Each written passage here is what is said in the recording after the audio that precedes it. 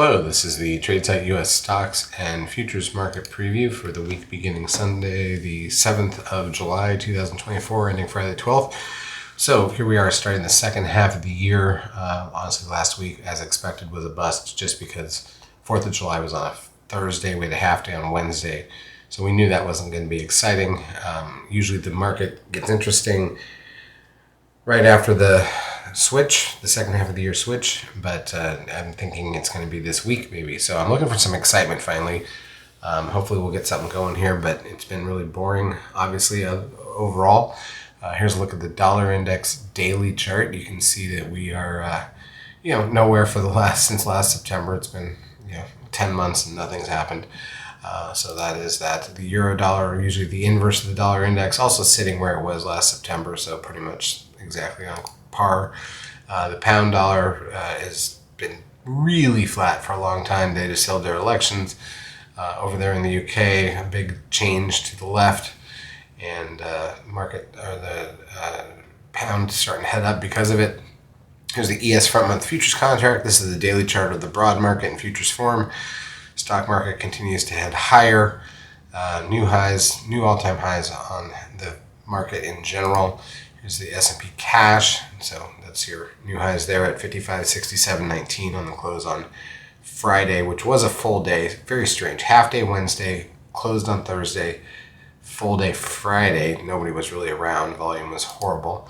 NASDAQ was also closed at new highs. So we got the markets at highs across the board, which is really interesting. Job creation remains steady and all that type of stuff. So we're just not seeing signs of, yet anyways, in a recession. We are seeing signs of inflation cooling, and we'll see what that means for interest rates. But so far, everything's very, very strong. Here's the Russell 2000. Not much of a week here, and not at all-time highs. And, the small caps tend to lead the market, so it's interesting to see this. Remember, the NASDAQ is very weighted to a couple of stocks, so I'm not saying the advanced decline ratio has been awesome, but, we are hitting highs on the S&P, which is 500 stocks, and that's kind of a bigger deal. Crude oil at 83.16, back up from the low of 72 just a month ago.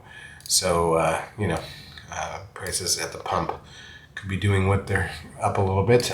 Here's Bitcoin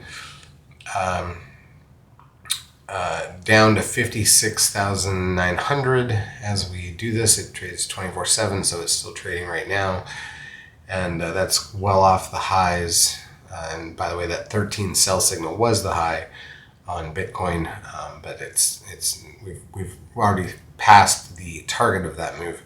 So we're heading lower at this point in time. TLT, the 20-year bond ETF, went both ways this week. Ended up pretty much nowhere, but it did head lower first, then came back up. So, flat rates. VIX closes at 12.48. That's not very exciting. I do expect this to start to pick up in the next month or two, and that's what's going to lead us back to some better trading. So be ready for that. And, if you're in the middle of our course, make sure you're moving as fast as you can so that you can take advantage of what's about to come as we exit summer here. But we might see some movement even starting this week. Advanced decline ratio on in New York, nothing extreme, more positive than negative most of the week, but nothing really extreme in terms of the numbers. It was more middling, which is expected on 4th of July week, second slowest week of the year. The trend closes at 1.19, puts the 10-day moving average at 1.09. That's above the 0.85 blue line, which is the sell signal in the broad market when the orange line crosses under the blue line. We haven't had that since last October. ES for the week, this is the 10-minute candle. So you see the prior Thursday and Friday, because we had a holiday day. So then Monday, July 1st, we opened fairly flat, closed flat. Tuesday opened a little down, filled the gap really quickly and rallied a bit. Wednesday, half day, rallied a little bit. Thursday, we were closed, and Friday opened basically flat and then rallied a bit. So we're up for the week, but again, it's just such a light volume week, you almost don't even care. NASDAQ, same thing. And here's volume on the NASDAQ. So, again, we only got to 5 billion shares on Monday, only 4.7 on Tuesday. Wednesday's a half day, so it really doesn't matter. and then Friday 4.8. So not much there. Wouldn't even worry about what's going on with the volume. It's just not that interesting. In terms of some of the major stocks we look at, Apple at all-time highs here. Amazon basically closing at all-time highs. Meta at all-time highs. Google at all-time highs. Goldman Sachs ready to break out. Nice pattern here. We'll probably trade that this week, I would guess. Netflix at all-time highs. Tesla has made a nice run back up, doing well again. Nvidia at all-time highs. I got to adjust that one for the split, but it's still at all-time highs. Zoom, not really doing much here at all. And First Solar has sold off a bit from the ultimate highs. So that's the current pattern that we're seeing in the market. Most of the big stocks are at all-time highs, and that's great. In terms of economic data coming out this week, let's run through it. We'll just talk about what's coming out here in the U.S. It is a full week. Our next holiday is not until Labor Day in September, really, at this point. So, we've got the rest of July, all of August. Now, summertime can be slow, but school systems are different now around the country and here in the U.S. So some schools go back way early. I can tell you that here in Arizona, schools start July 20th for the year.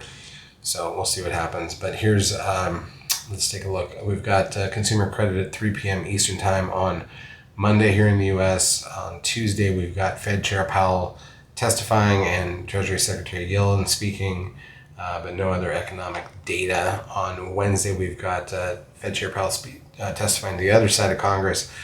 Final wholesale inventories at 10 a.m. Eastern time. Crude oil inventories at 10:30.